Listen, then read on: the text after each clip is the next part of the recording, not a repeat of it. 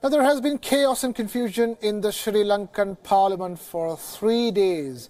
Rajapaksa's supporters clashed with the United National Party members. Rajapaksa's camp staged protests after the speaker tried to bring in the no-confidence motion against Mahinda Rajapaksa. Protesters threw chilli powder at the speaker. Now, there are reports that the second no-confidence motion against Rajapaksa has been passed. The Lankan parliament has been adjourned. And while the UNP, or the United National Party, led by Ranil Wickremesinghe, claims that Mahinda Rajapaksa lost the no-confidence motion, Rajapaksa's team, however, says that the motion could not be taken up in the first place. We have with us Iqbal Athas, senior journalist, joining us from Colombo. Iqbal Athas, thank you so much for taking time to be with us. Talk to us. What is the latest update from the parliament? Well, there was rowdy scenes in parliament for a second time today when the speaker was obstructed from taking his seat in the well of the house.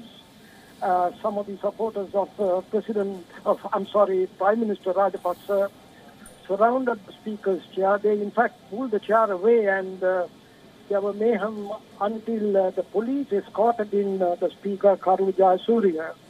He sat elsewhere with a megaphone on his hands and went on conducting proceedings and obtained a voice vote for the second time on a vote on no confidence motion against Prime Minister Rajapaksa. And immediately thereafter, he has adjourned the House till 1:30 p.m. till Monday. Right. So you're telling us that the Parliament has been adjourned for the next 2 days. It will again open straight at 1:30 p.m. on Monday. But talk to us about this second no-confidence motion. Because the Rajapaksa camp says that the second no-confidence motion could not even be taken up, whereas the UNP says that it was taken up and passed. Well, there is a dispute over that for the simple reason that the voting was recognized by a voice vote, which is not unusual. There are occasions on which the speaker does recognize the majority voice vote and says that the motion has been passed. But in this particular context, there are other reasons, like, for example, the second no-confidence motion was the result of a meeting which Mr. Wickremesinghe's partner groups in his United National Front had with President Sirisena last night, where he said that the resolution be moved again without reference being made to his removal of the Prime Minister, or for that matter, even the prorogation of the House. So those two provisions were deleted from the text of the resolution when it came up today. Right. And Sirisena used the word that, quote, proper procedures, unquote, should be followed, and thereafter he was willing to consider the next step. Right. Iqbal Athas, I want to understand this. This chaos in the parliament has, chaos in the political crisis in Sri Lanka has gone on for weeks right now. We still don't know who the Prime Minister is, and this certainly cannot be good for a country that is under serious economic duress.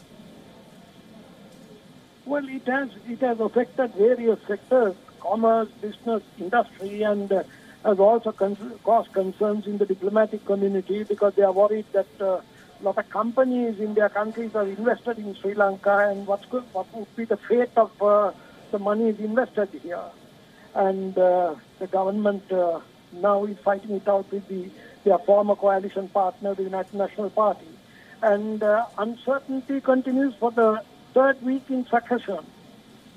What do you think needs to happen at this point in time? Because if this continues, there's always that fear of the law and order situation within Sri Lanka getting out of hand. Well, this needs to stop sooner than later.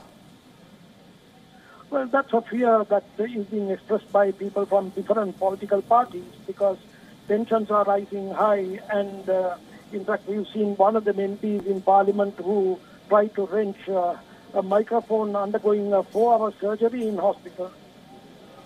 Most of the Sri Lankans say the only way out is a general election where they could ask the people to decide on which government they need. But then in this hiatus, such a possibility is becoming distant. Iqbal Atas, a senior journalist, joining us from Colombo. Thank you so much for bringing us the latest update and putting this unabated political crisis in Sri Lanka into perspective. Chaotic scenes today again in the parliament, with chilli powder being thrown and a second no confidence motion as well that was in the middle of the proceedings. Now, amid the ongoing political crisis in Sri Lanka, the deputy leader of the United National Party, or UNP, Sajith Premadasa, exclusively spoke to Wion, saying that several irregular steps have led to the current constitutional crisis in the island nation. Premadasa has also said that he is ready for any responsibility, be it the prime ministership or the leadership of the party. I've always mentioned that I'm ready to undertake any task, any responsibility that I'm bestowed with. But these tasks and responsibilities have to be allocated to me in a prim and proper manner, following credible political guidelines that ensures democracy and freedom of choice. Just because people ask me to assume positions, I will not do so of my own singular volition. The process has to be foolproof democratic.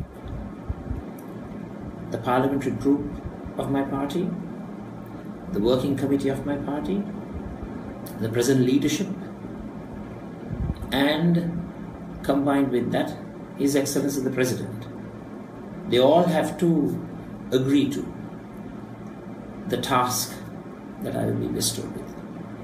So there will be no singular action determined solely by myself. That will not happen with Sajith Premadasa.